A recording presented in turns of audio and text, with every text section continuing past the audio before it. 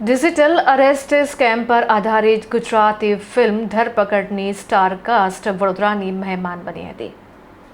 સતત વધી રહેલા ડિજિટલ અરેસ્ટ સ્કેમ પર આધારિત પ્રથમ ગુજરાતી ફિલ્મ ધરપકડની સ્ટારકાસ્ટ પ્રમોશન અર્થે સંસ્કારી નગરી વડોદરાની મુલાકાતે પહોંચી હતી. લોકપ્રિય અભિનેતા મલ્હાર ઠાકર, શોહદ ગોસ્વામી અને દિગ્દર્શક અનીશ શાહે વડોદરામાં મીડિયા અને ચાહકો સાથે રૂબરૂ મુલાકાત કરી ફિલ્મ વિશે રસપ્રદ વિગતો શેર કરી હતી. આ ફિલ્મ આજના યુગના સૌથી મોટા જોખમ ડિજિટલ અરેસ્ટ પર આધારિત છે, જેમાં પોલીસ કે એજન્સીના નામે આવતા ફેક કોલ્સ દ્વારા કેવી રીતે સામાન્ય માણસને લૂંટવામાં આવે છે તેની વાત વર્ણવવામાં આવી છે. એક મધ્યમવર્ગીય પરિવાર જ્યારે સ્કેમર્સની જાળમાં ફસાય છે ત્યારે તેની મજબૂરી અને અસહાયતાને દિગ્દર્શક અનીશ શાહે ખૂબ જ અસરકારક રીતે રજૂ કરી છે.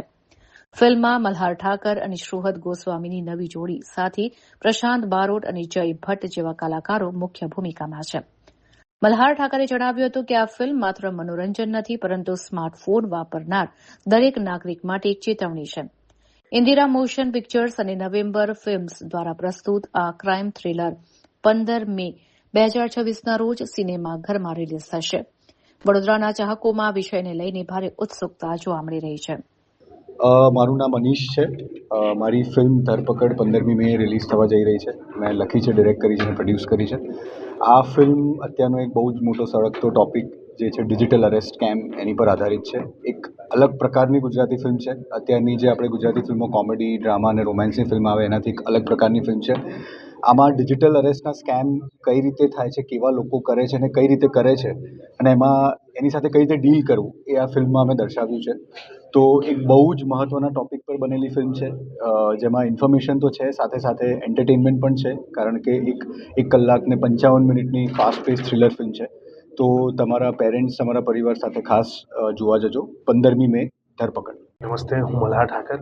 ગુજરાતી ફિલ્મની વાતો આવે ત્યારે ઓફકોર્સ નવા નવા વિષયો પર ખૂબ કામ થતું હોય છે. હું એમ કહીશ કે આ ફિલ્મ ધરપકડ એટલા માટે લોકો સુધી પહોંચાડવી જરૂરી છે કારણ કે બહુ ઇમ્પોર્ટન્ટ ફિલ્મ છે, ફેમિલી ફિલ્મ છે, ફેમિલી સાથે પછી એન્જોય કરી શકે એવી ફિલ્મ છે અને છતાંય નવો ટૉપિક છે, નવી વાર્તા છે. અને ધરપકડ એવા વિષય પર ફિલ્મ બની છે જે વિષય છે ડિજિટલ અરેસ્ટ, જેના કિસ્સાઓ આપણે ખૂબ વાંચ્યા, જાણ્યા, સાંભળ્યા છે. તો આપ સૌ ફિલ્મને જોજો. તમને મારું કેરેક્ટરનું નામ છે અર્જુન, જેના ફાધર સાથે આ ઘટના ઘટે છે અને કેવી રીતે આખું ફેમિલી એમાં ફસાય છે, કઈ ઘટનાઓ એકબીજા સાથે રિલેટેડ છે, એ બધી તમને ફિલ્મમાં જોવા મળશે. પણ આ ફિલ્મ આપણા સૌ માટે બહુ મહત્ત્વની, બહુ ઇમ્પોર્ટન્ટ અને ફેમિલી એન્ટરટેનિંગ ફિલ્મ હોવી એ જરૂરી છે. થ્રિલર ફિલ્મ છે એટલે તમને વિષય વસ્તુ જોવાની ખૂબ મજા આવશે. એજ ઓફ ધ સીટ બેસીને આમ એન્જોય કરી શકો એવી ફિલ્મ છે. ધરપકડ 15મી મે નજીકના સિનેમાઘરોમાં આવશે. સાયબર ફ્રોડથી પણ ક્યાંક લોકોને અવેરનેસ કરવામાં આવી રહ્યું છે. ચોક્કસ સાયબર ફ્રોડ અને સાયબર આવે છે, જ્યારે ટેલિફોન આવે છે, યુપીઆઈ આવે છે, બહુ બધા પ્રકારના સ્કેમ થઈ ગયા છે જે રિલેટેડ ટુ ઇન્ટરનેટ છે, રિલેટેડ ટુ ઓટીપી છે. અને સાયબર ફ્રોડ એવો વિષય છે ને કે લોકો સુધી તરત આમ અનુભવ્યો જ હોય કોઈએ. અમારી આજુબાજુમાં પણ આપણે ક્યાંક ને ક્યાંક આવા કિસ્સાઓ જોયા હશે, સાંભળ્યા હશે આ તે. સો બહુ મેં એ જ કહ્યું કે આ ટૉપિક બહુ રેલેવન્ટ છે, બહુ લોકો સુધી પહોંચાડવો પણ એટલો જરૂરી છે. તો 15મી મે ધરપકડ આવે છે, તો આપ સૌ દિલથી ફિલ્મને નિહાળજો. Thank you. હલો, મારું નામ શોહદ ગોસ્વામી છે. તમે લોકોએ મને લાલો મૂવીમાં જોયો હશે અને હવે મારી નેક્સ્ટ રિલીઝ છે ધરપકડ. 15મી મે રિલીઝ થાય છે અને આ ફિલ્મમાં હું સપોર્ટિંગ કેરેક્ટરમાં છું. મેઇન લીડમાં મલ્હાર ઠાકર છે. વર્ષોથી તમે એમને પ્રેમ આપો છો, આ વખતે પણ આપજો. અને આ ફિલ્મનો સબ્જેક્ટ બહુ ઇન્ટરેસ્ટિંગ છે અને આ સબ્જેક્ટ પર વાત થવી જોઈએ. બહુ ગંભીર વિષય છે એટલે અમે લોકોએ આ ફિલ્મ બનાવી છે. ડિજિટલ અરેસ્ટ પર ફિલ્મ છે. સાયબર ફ્રોડ બહુ જ વધી ગયા છે અને આનાથી અવેરનેસ આવવી જોઈએ. આ ફિલ્મ થકી જો આપણે લોકોને અવેર કરી શકતા હોય તો એનાથી મોટું કંઈ જ નથી. તો આ ફિલ્મ પ્લીઝ 15મી મે રિલીઝ થાય છે તમારા નજીકના થિયેટર્સમાં, તો જોવા જજો. Thank you so much. હું આ ફિલ્મમાં ફ્રેન્ડના રોલમાં છું, જે અર્જુન છે, મલ્હાર સર. એમનો એક ફ્રેન્ડ છે બંટી, જે ફ્રેન્ડ રિયલ લાઈફમાં આપણી મદદે હોય છે. એવી જ રીતે હું પણ આ ફિલ્મમાં એ જે અત્યારે ભરાયા છે, જે પ્રોબ્લેમમાં મુકાણા છે, એ પ્રોબ્લેમમાં સતત એક ફ્રેન્ડ એમની સાથે છે, જેમની મદદમાં છે ને એ હું છું. ધાર્મિક ફિલ્મ કર્યા પછી તમારા ડિજિટલ ફિલ્મ તમારી રિલીઝ થઈ રહી છે, બંને વચ્ચે તમને શું ફેર દેખાય? સર, ફેર એ છે કે આ ગંભીર વિષય છે. જો કે લાલો પણ એક ગંભીર મુદ્દો હતો અને ફિલ્મ માધ્યમ એવું છે કે એના પરથી અલગ અલગ વસ્તુઓ અમુક સબ્જેક્ટ પર વાત થવી જોઈએ જે સોસાયટી માટે જરૂરી છે.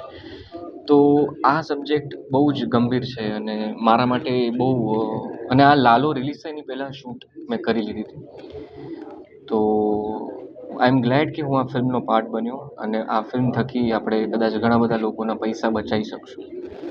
તો હવે લેટ્સ હોપ કે આ ફિલ્મ બહુ બધા લોકો થિયેટરમાં જોવા જાય અને ફિલ્મ કારણ કે બહુ જ સરસ બની છે અને આઈ એમ શ્યોર લોકો જોવા જશે જ.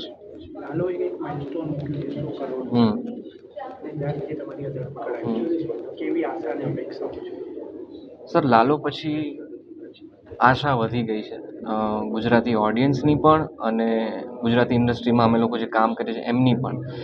કારણ કે એક બહુ મોટો ઓડિયન્સનો વર્ગ ઊભો થયો છે જે ફિલ્મ જોવા માટે રેડી છે અને દરેક મેકર્સ પોતપોતાની રીતે ટ્રાય કરે છે કે કેવી ફિલ્મ બનાવીએ જે લોકો સુધી પહોંચે, લોકો પસંદ કરે. તો અમે આ ફિલ્મ થકી પણ એ જ અમારો પ્રયત્ન છે ને એ જ અમારી એક ઈચ્છા છે, અમારી આશા છે કે લોકો જોવા જાય અને આઈ એમ શ્યોર કે લોકોને ગમશે જ કારણ કે વિષય એવો છે. ઓકે.